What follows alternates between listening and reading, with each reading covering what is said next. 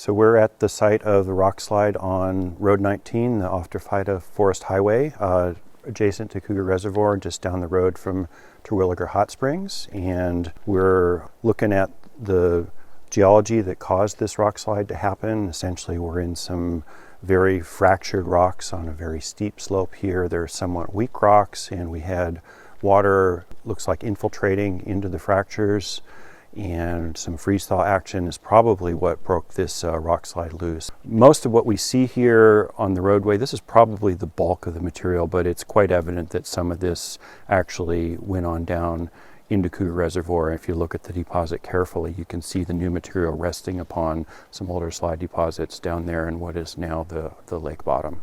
So we've got about 8,000 yards of material currently on the road. That's probably something in the neighborhood of 800 dump trucks worth of material that's going to have to be moved from the site at one point or another.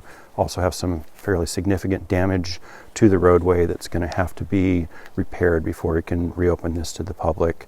And the other issue that we're confronting is continuing instability on the hill slope above the rockslide. At this point, we're uncertain of the magnitude of that. There's going to be some further geologic investigation to determine how much risk is there if we need to remove any rock from that hill slope, if this is possibly involved in a larger landslide that might need some additional work. At this point, that remains to be seen. We'll be doing another geologic site visit next week to continue with that investigation.